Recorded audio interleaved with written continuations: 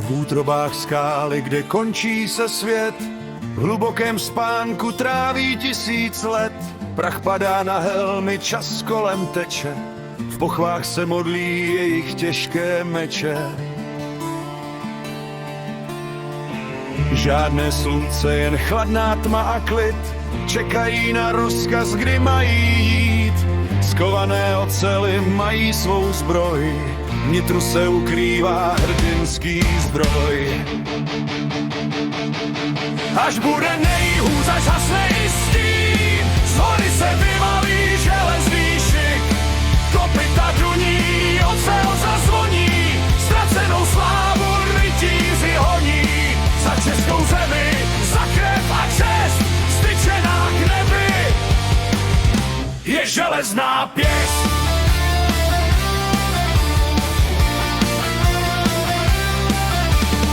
Kroužková zbroj, co nepoznala res, v temnotě hory staví pevný jez. Štíty jsou zbité z dubu a železa, v srdcích jim plane vítězná teza. Slyší každý nářek, každý těžký vzdech, když česká země svácí svůj dech. Když nepřítel krutý u bran už stojí, oni se v tichu chystají k boji. Až bude nejhůř, až hasne i stín, z hory se vyvalí železný šik. Kopyta duní, ocel zazvoní, ztracenou slávu rytíři honí. Za českou zemi, za krev a čest, styčená k nebi je železná pěst.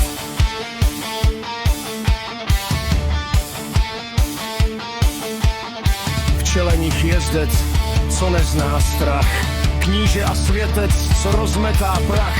Svatý Václav v kované zbroji vede svůj národ v osudném boji.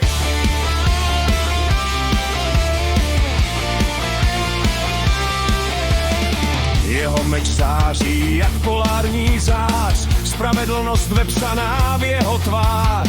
Není to oběť, je to krutý král, co pro svůj lid v hoře věky stál.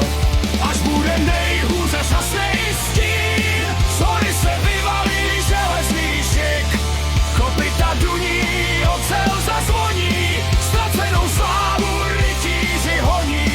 Za českou zemi, za krev a čest, styčená k nebi je železná pěst. Slyšíš to dunění? Slyšíš ho? Země se otřásá, skala už praská, Václav nás spasí. Až bude nejhůř, až hasne i stín, z hory se vyvalí železný šik. Kopyta duní, ocel